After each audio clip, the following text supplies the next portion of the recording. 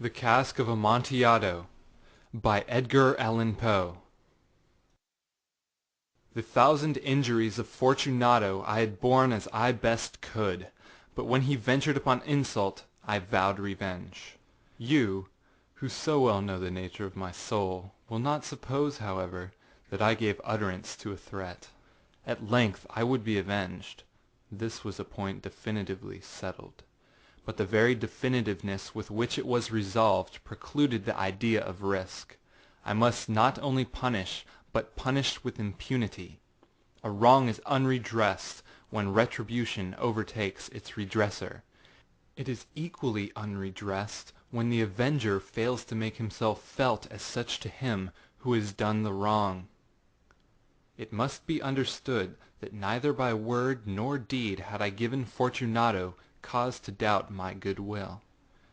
I continued, as was my wont, to smile in his face, and he did not perceive that my smile now was the thought of his immolation. He had a weak point, this Fortunato, although in other regards he was a man to be respected and even feared. He prided himself on his connoisseurship in wine. Few Italians have the true virtuoso spirit. For the most part their enthusiasm is adopted to suit the time and opportunity, to practice imposture upon the British and Austrian millionaires. In painting and gemmery, Fortunato, like his countrymen, was a quack, but in the matter of old wines he was sincere. In this respect I did not differ from him materially. I was skilful in the Italian vintages myself, and bought largely whenever I could. It was about dusk, one evening during the supreme madness of the carnival season, that I encountered my friend. He accosted me with excessive warmth, for he had been drinking much. The man wore motley. He had on a tight-fitting, party-striped dress, and his head was surmounted by the conical cap and bells. I was so pleased to see him that I thought I should never have done wringing his hand. "My dear Fortunato, you're luckily met. How remarkably well you're looking today. But I've received a pipe of what passes for Amontillado, and I have my doubts." How? Amontillado? A pipe? Impossible. And in the middle of the carnival. I have my doubts, and I was silly enough to pay the full Amontillado price without consulting you in the matter. You were not to be found, and I was fearful of losing a bargain. Amontillado? I have my doubts, Amontillado? and I must satisfy them. Amontillado! As you're engaged, I'm on my way to Lucchesi. If anyone has a critical turn, it's he. He will tell me. Lucchesi cannot tell Amontillado from sherry. And yet some fools will have it that his taste is a match for your own. Come, let us go. Whither? To your vaults. My friend, no. I will not impose upon your good nature. I perceive you have an engagement. Lucchesi... I have no engagement. Come. My friend, no. It is not the engagement, but the severe cold with which I perceive you are afflicted. The vaults are insufferably damp. They're encrusted with nitre. Let us go, nevertheless. The cold is merely nothing. Amontillado, you have been imposed upon. And as for Lucchesi, he cannot distinguish sherry from Amontillado. Thus speaking, Fortunato possessed himself of my arm. Putting on a mask of black silk and drawing a roquelaire closely about my person, I suffered him to hurry me to my palazzo. There were no attendants at home. They had absconded to make merry in honor of the time. I had told them that I should not return until the morning, and had given them explicit orders not to stir from the house. These orders were sufficient, I well knew, to ensure their immediate disappearance, one and all, as soon as my back was turned. I took from their sconces 2 flambeaux, and giving one to Fortunato, bowed him through several suites of rooms to the archway that led into the vaults. I passed down a long and winding staircase, requesting him to be cautious as he followed. We came at length to the foot of the descent, and stood together on the damp grounds of the catacombs of the Montresors. The gait of my friend was unsteady, and the bells upon his cap jingled as he strode. The pipe?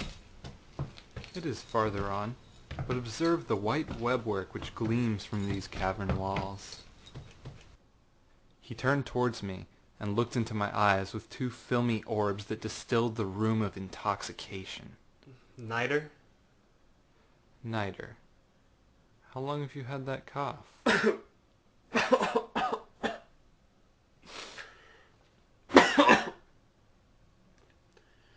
It is nothing.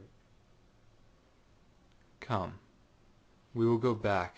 Your health is precious. You are rich, respected, admired, beloved. You are happy, as I once was. You are a man to be missed. For me it is no matter. We will go back. You will be ill, and I cannot be responsible. Besides, there's Lucchesi. Enough! The cough's a mere nothing. It will not kill me. I shall not die of a cough. True, true. And indeed I had no intention of alarming you unnecessarily. But you should use all proper caution. A draught of this medic will defend us from the damps. Here I knocked off the neck of a bottle, which I drew from a long row of its fellows that lay upon the mould. He raised it to his lips with a leer. He paused and nodded to me familiarly, while his bells jingled. I drink to be buried that repose around us. And I to your long life. He again took my arm, and we proceeded. These vaults are extensive. The Montresors were a great and numerous family. I forget your arms. A huge human foot door in a field azure. The foot crushes a serpent rampant whose fangs are embedded in the heel. And the motto? Nemo me impune lacessit. Good. The wine sparkled in his eyes and the bells jingled. My own fancy grew warm with the medic. We had passed through walls of piled bones, with casks and puncheons intermingling, into the inmost recesses of catacombs. I paused again, and this time I made a bold to seize Fortunato by an arm above the elbow. The nitre! See, it increases. It hangs like moss upon the vaults. We're below the river's bed. The drops of moisture trickle among the bones. Come, we'll go back ere it's too late. Your cough. It is nothing. Let us go on. But first, another draught of the medic. I broke and reached him a flagon of de Grave. He emptied it at a breath. His eyes flashed with a fierce light. He laughed and threw the bottle upwards with a gesticulation I did not understand. I looked at him in surprise. He repeated the movement, a grotesque one. You do not comprehend? Not I. Then you are not of the Brotherhood. How? You are not of the Masons. Yes. You? Impossible. A Mason? A Mason. A sign. A sign. It is this. I produced a trowel from beneath the folds of my roquelaire. You jest. But let us proceed to the Amontillado. Be it so. I replaced the tool beneath the cloak and again offered him my arm. He leaned upon it heavily. We continued our route in search of the Amontillado. We passed through a range of low arches, descended, passed on, and descending again, arrived at a deep crypt, in which the foulness of the air caused our flambeaux rather to glow than flame. At the most remote end of the crypt there appeared another less spacious. Its walls had been lined with human remains, piled to the vault overhead, in the fashion of the great catacombs of Paris. 3 sides of this interior crypt were still ornamented in this manner. From the 4th side the bones had been thrown down and lay promiscuously upon the earth, forming at one point a mound of some size. Within the wall thus exposed by displacing of the bones, we perceived a still interior recess, in depth about 4 feet, in width 3, in height 6 or 7. It seemed to have been constructed for no special use within itself, but formed merely the interval between the 2 colossal supports of the roof of the catacombs, and was backed by one of their circumscribing walls of solid granite. It was in vain that Fortunato, uplifting his dull torch, endeavored to pry into the depth of the recess. Its termination the feeble light did not enable us to see. Proceed. Herein is the Amontillado. As for Lucchesi... He is an ignoramus. He stepped unsteadily forward, while I followed immediately at his heels. In an instant he had reached the extremity of the niche, and finding his progress arrested by the rock, stood stupidly bewildered. A moment more, and I had fettered him to the granite. In its surface were 2 iron staples, distant from each other about 2 feet horizontally. From one of these depended a short chain, from the other a padlock. Throwing the links about his waist, it was but the work of a few seconds to secure it. He was too much astounded to resist. Withdrawing the key, I stepped back from the recess. "Pass your hand over the wall. You cannot help feeling the nitre. Indeed, it is very damp. Once more let me implore you to return. No? Then I must positively leave you. But first I must render you all the little attentions in my power." The Amontillado! "True, the Amontillado." As I said these words, I busied myself among the pile of bones of which I have before spoken. Throwing them aside, I soon uncovered a quantity of building stone and mortar. With these materials, and with the aid of my trowel, I began vigorously to wall up the entrance of the niche. I had scarcely laid the first tier of the masonry when I discovered that the intoxication of Fortunato had in a great measure worn off. The earliest indication I had of this was a low moaning cry from the depth of the recess. It was not the cry of a drunken man. There was then a long and obstinate silence. I laid the second tier.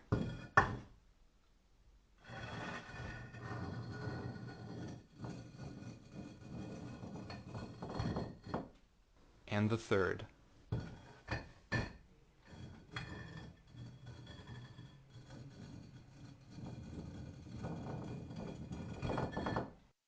And the fourth.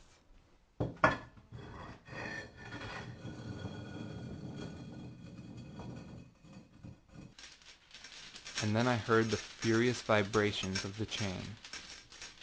The noise lasted for several minutes, during which, that I might hearken to it with the more satisfaction, I ceased my labors and sat down upon the bones.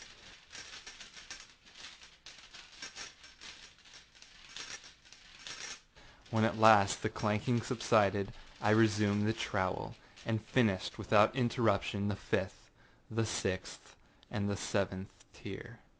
The wall was now nearly upon a level with my breast.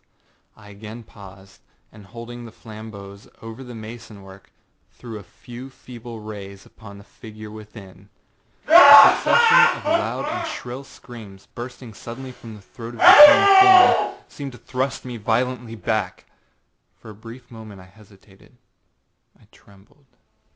Unsheathing my rapier, I began to grope with it about the recess. But the thought of an instant reassured me. I placed my hand upon the solid fabric of the catacombs, and felt satisfied. I reapproached the wall. I replied to the yells of him who clamored. I re-echoed. I aided. I surpassed them in volume and in strength. I did this, and the clamorer grew still. It was now midnight, and my task was drawing to a close. I had completed the 8th, the 9th, and the 10th tier. I had finished a portion of the last and the 11th. There remained but a single stone to be fitted and plastered in. I struggled with its weight. I placed it partially in its destined position. But now there came from out the niche a low laugh that erected the hairs upon my head. It was succeeded by a sad voice, which I had difficulty in recognizing as that of the noble Fortunato. A very good joke indeed. An excellent jest. We will have many a rich laugh about it at the palazzo. Over our wine. The Amontillado. Yes, the Amontillado. But is it now getting late? Will not they be awaiting us at the palazzo? The Lady Fortunato and the rest? Let us be gone. Yes, let us be gone. For the love of God, Montresor! Yes, for the love of God! But to these words I hearkened in vain for a reply. I grew impatient. Fortunato! No answer. Fortunato! No answer still. I thrust the torch through the remaining aperture and let it fall within. There came forth in reply only a jingling of the bells. My heart grew sick on account of the dampness of the catacombs. I hastened to make an end to my labor. I forced the last stone into its position. I plastered it up. Against the new masonry I re-erected the old rampart of bones. For the half of a century no mortal has disturbed them. In pace requiescat.